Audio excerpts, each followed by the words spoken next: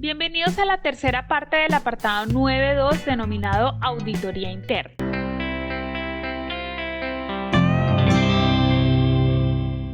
Ya hemos explicado en los dos videos anteriores aspectos como el programa de auditoría, plan de auditoría y la lista de verificación, así como los principios de auditoría y los diferentes roles de las personas u organizaciones que participan en una auditoría interna. Vamos a iniciar este video recordando que el auditor cuenta con unos objetivos de auditoría, por lo que debe evitar eventos que afecten estos objetivos. Una de estas situaciones podría estar relacionada a la actitud o aptitud del auditor, teniendo en cuenta que la primera está relacionada al comportamiento y la segunda al conocimiento y la capacidad para desenvolverse adecuadamente en una auditoría interna. De allí la importancia de los principios de auditoría. Asimismo, el auditor debe tener en cuenta los siguientes 5 aspectos. Primero, saber preguntar, ya que la base de la comunicación está en el entendimiento, por lo cual se debe tener en cuenta aspectos como el grado de escolaridad, el nivel de responsabilidad y la terminología al momento de realizar una pregunta. Segundo, saber escuchar. El auditor, para concluir sobre el cumplimiento de un criterio de auditoría, debe saber escuchar. Esto le permite ser preciso al momento de tomar evidencias de auditoría. Tercero, mantener la mente abierta. La norma ISO 45001 establece los requisitos, pero no necesariamente establece cómo dar cumplimiento, por lo que pueden existir diferentes formatos o metodologías que pueden emplear las organizaciones para cumplir los requisitos del sistema de gestión de seguridad y salud en el trabajo. Cuarto, evitar realizar juicios sin evidencias. La base para fundamentar los hallazgos son las evidencias. Para asegurar la objetividad debemos tener datos precisos de incumplimiento que permitan contar con los soportes necesarios en el ejercicio como auditores. Y finalmente, quinto, ser puntuales. Recordemos que los procesos tienen una agenda de auditoría, por lo que se requiere cumplir dicha agenda tanto en la hora de inicio como en la de finalización.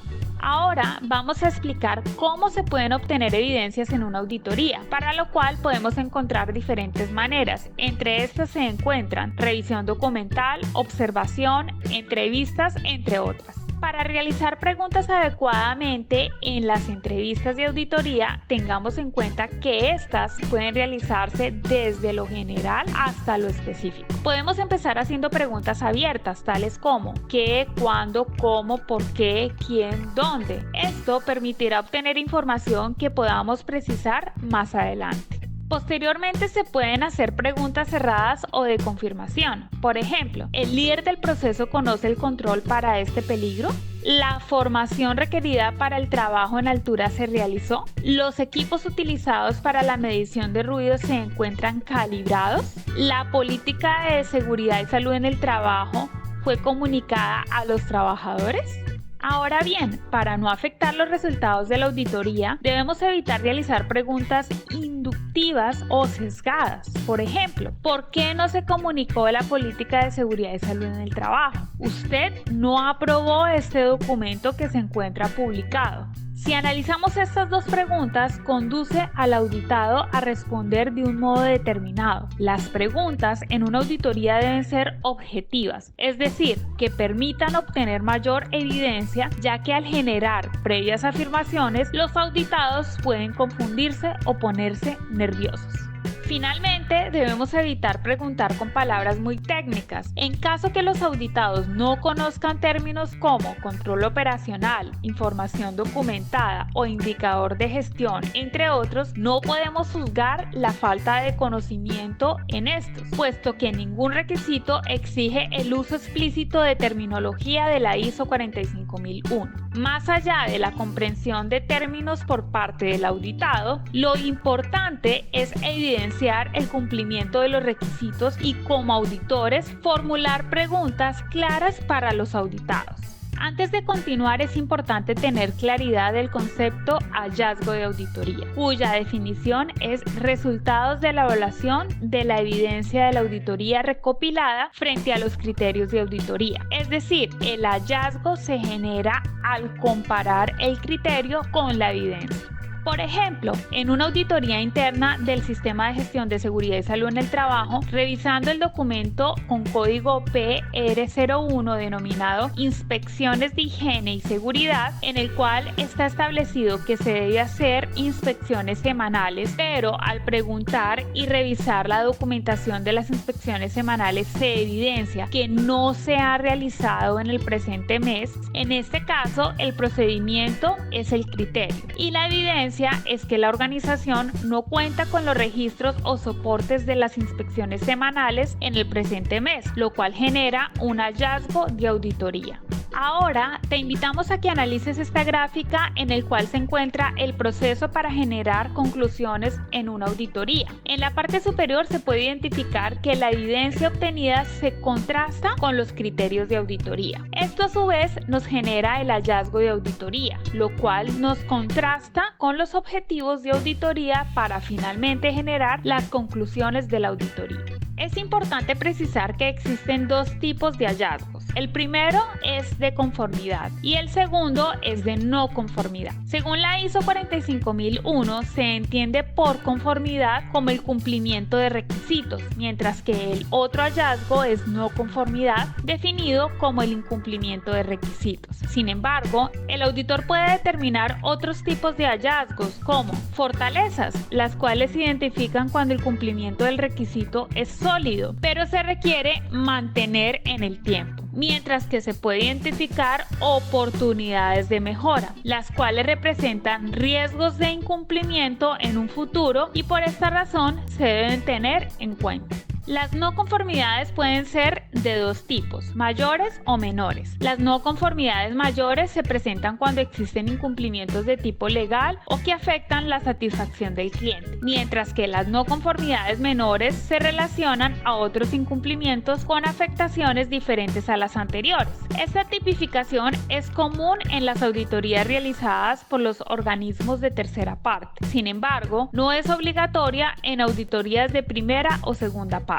Durante la auditoría se debe registrar en la lista de verificación todas las evidencias para cada requisito, ya sea de conformidad o no conformidad, y deben estar sustentadas con evidencias precisas y concretas. Entre las evidencias se pueden indicar testimonios, procedimientos, nombres de personas, fechas, entre otros datos que sean relevantes. Ahora explicaremos cómo se redacta un hallazgo. Tengamos presente que todos los hallazgos deben tener el criterio y la evidencia, como veremos en el siguiente ejemplo de una redacción de conformidad. Se evidencia que el proceso de producción realiza inspección a todos los centros de trabajo, de acuerdo con el procedimiento PPS-02 versión 3 denominado Inspección de Seguridad, Salud en el Trabajo. Esto, una vez verificada la realización de dicha actividad los días 7, 14, 21 y 22 de julio en los centros de trabajo, oficinas, bodegas y taller de producción, dando cumplimiento al apartado 9.1 de la norma ISO 45001, en la cual se indica que la organización debe realizar seguimiento y medición, así como analizar, evaluar y comunicar los resultados del seguimiento y medición. Como podemos observar, el criterio de auditoría tiene como referencia el apartado 9.1, seguimiento, medición, análisis y evaluación de desempeño de la norma ISO 45001. Asimismo, el procedimiento PPS-02 versión 3 y la evidencia de las inspecciones y sus fechas.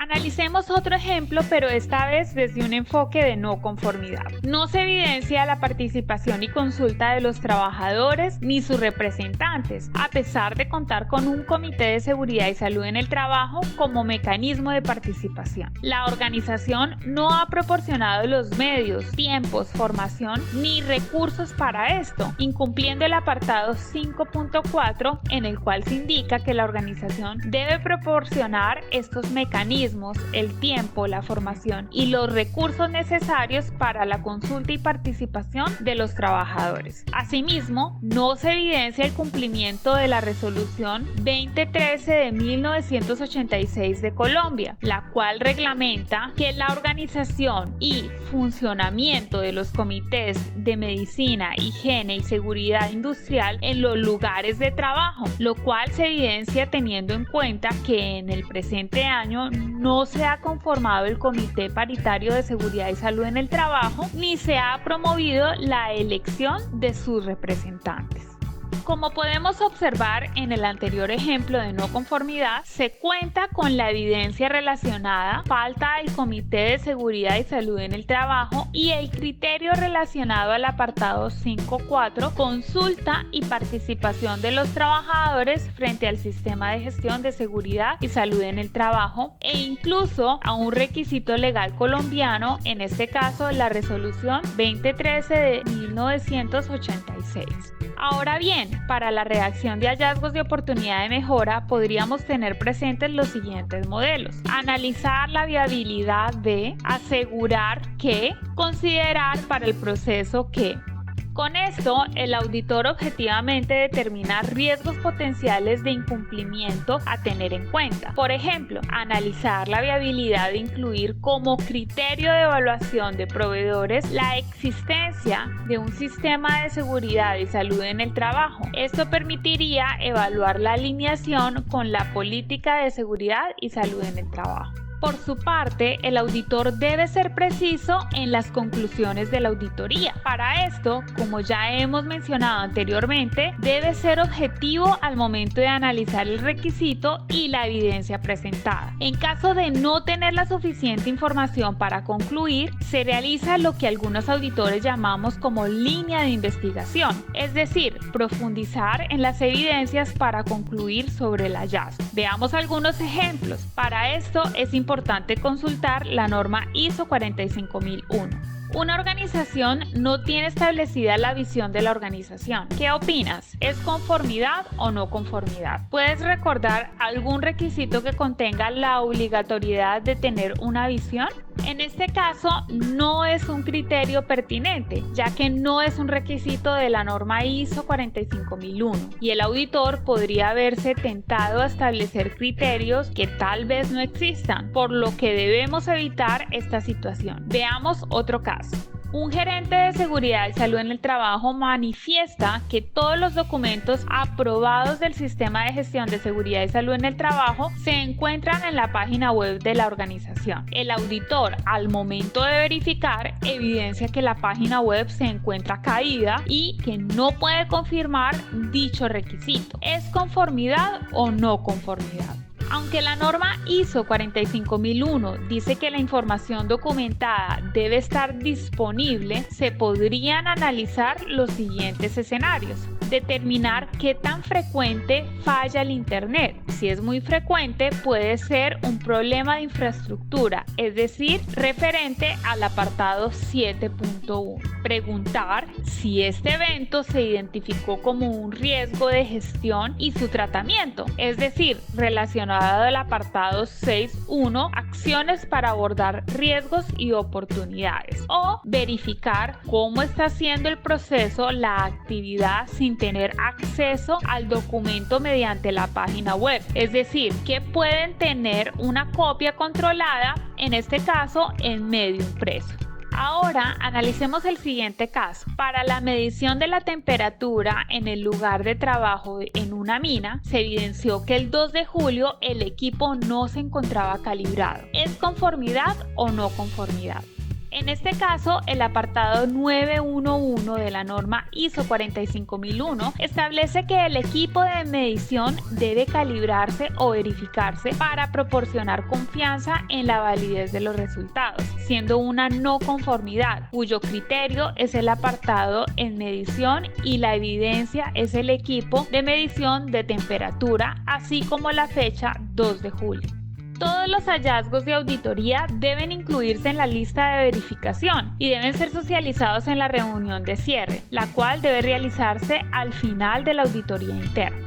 Ahora explicaremos cuáles son los 5 objetivos principales de la reunión de cierre. Primero, presentar los hallazgos de cada proceso. Esto permite evidenciar la objetividad de la auditoría. Segundo, asegurar que el auditado comprenda los hallazgos, aclarando si es necesario los resultados de la auditoría. Tercero, relacionar las actividades realizadas. Esto permite dar a conocer cómo fue el desarrollo de la auditoría interna. Cuarto, socializar las dificultades presentadas y cómo se solucionaron, lo cual permite la gestión del conocimiento para la organización en el ejercicio de auditoría. Y quinto, informar las conclusiones de la auditoría interna, permitiendo comunicar a los participantes los aspectos más relevantes de la auditoría. Al igual que la reunión de apertura, la reunión de cierre no debería ser mayor a 30 minutos. Una vez realizada la reunión de cierre, se prepara el informe de auditoría. Este debe resumir todos los aspectos previos como objetivo de la auditoría, criterios de la auditoría, auditados, fechas de auditoría y alcance de la auditoría.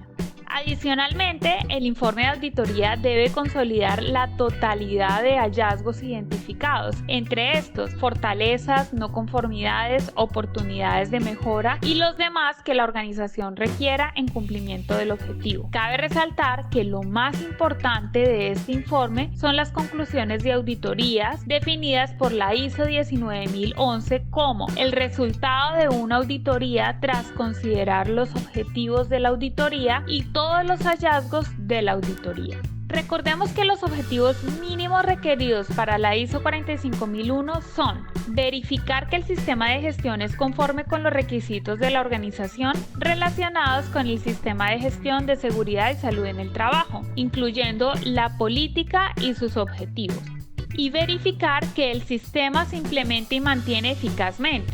Teniendo en cuenta esto, debemos analizar la cantidad de no conformidades, su repetitividad, criticidad y si existe ausencia total de apartados o cláusulas en la organización.